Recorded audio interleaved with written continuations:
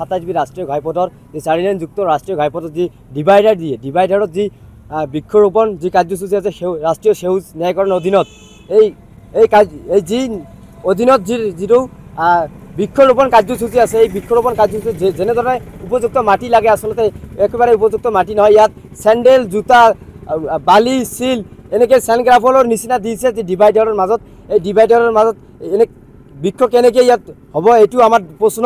মই তামাহাট আঞ্চলিক ছাত্ৰ সন্থাৰ ফালৰ পৰা এটা কথা সকীয়াই দিব বিচাৰিছোঁ ঝাণ্টু কণ্ট্ৰাকশ্যনক যে আপোনালোকে 48 ঘণ্টাৰ ভিতৰত যদি এই ডিভাইডাৰৰ মাজৰ পৰা এই উপযুক্ত মাটি যদি নিদিয়ে এইবিলাক আঁতৰাই আমি কিন্তু ৰাষ্ট্ৰীয় ঘাইপথ অৱৰোধ কৰাৰ কাৰণে আমি বাধ্য হ'ম আৰু অতি সোনকালে এই যি বিহিত ব্যৱস্থা চৰকাৰ কৰ্তৃপক্ষই গ্ৰহণ কৰিব লাগে। ফুলবাৰীৰ পৰা যিটো আমাৰ শ্ৰীৰামপুৰলৈকে 127B ৰাষ্ট্ৰীয় ঘাইপথ এই ৰাষ্ট্ৰীয় ঘাইপথৰ মাজতে আমাৰ এটা কি কয় আমাৰ কি আছিলে ডিভাইডাৰ আছিলে এই ডিভাইডাৰত আমাৰ ৰাষ্ট্ৰীয় সেউজ ন্যায়াধিকৰণ যিটো আঁচনি আছিলে এই আঁচনিৰ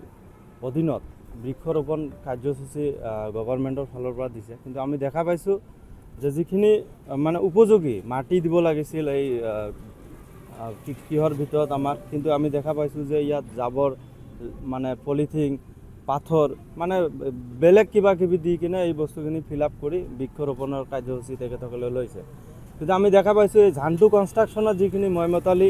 বা যিসকলে কাম কৰি আছে এই কামক কেতিয়াও এই বৃক্ষৰোপণ যিখিনি কাৰ্যসূচী এইটো কেতিয়াও ইয়াত গ্ৰহণযোগ্য নহয় গতিকে আমি বিভাগীয় কৰ্তৃপক্ষত আমি আহ্বান জনাম যাতে এই যিবোৰ মানে জাবৰ পেলাই কিনে ইয়াত আমাৰ এই বৃক্ষৰোপণ